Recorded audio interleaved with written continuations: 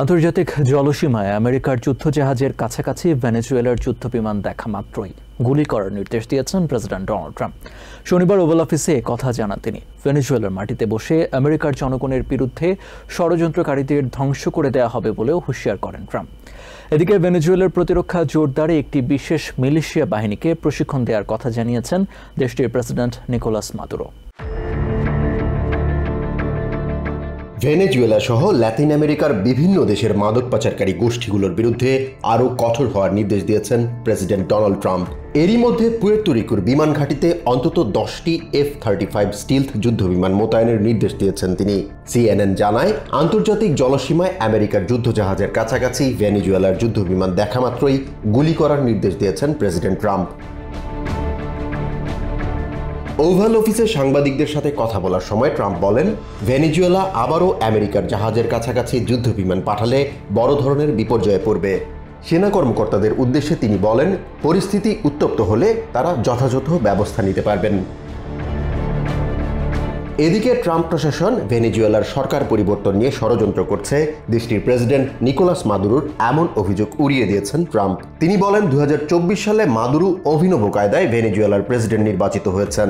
Venezuela বা লাতিন আমেরিকার মাটিতে বসে আমেরিকার জনগণের বিরুদ্ধে ষড়যন্ত্রকারীদের ধ্বংস করে দেওয়া হবে বলেও হুঁশিয়ার করেন ট্রাম্প। এর আগে আমেরিকার জাহাজের উপর দিয়ে ভেনেজুয়েলার অন্তত 2টি F-16 যুদ্ধবিমান উড়ে যাওয়ার খবর নিশ্চিত করে পেন্টাগন।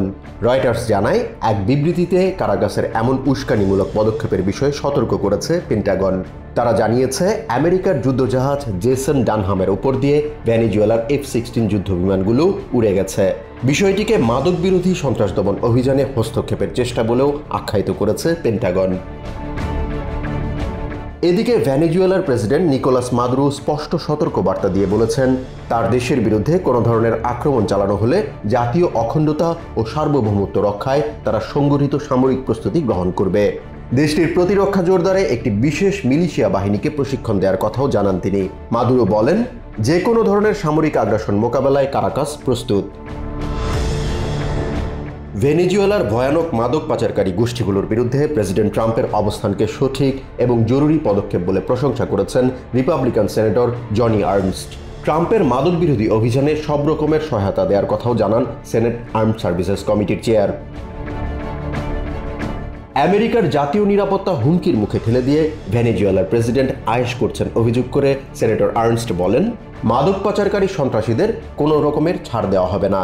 মাদক পাচারের মাধ্যমে চায়না সহ যেসব দেশ আমেরিকার জনগণের বিরুদ্ধে ষড়যন্ত্রে লিপ্ত হয়েছে তাদের বিরুদ্ধেও কঠোর পদক্ষেপ নেওয়া হবে বলে হুঁশিয়ার করেন তিনি। জাহান মিথুন, TVN 24 নিউজ ডেস্ক।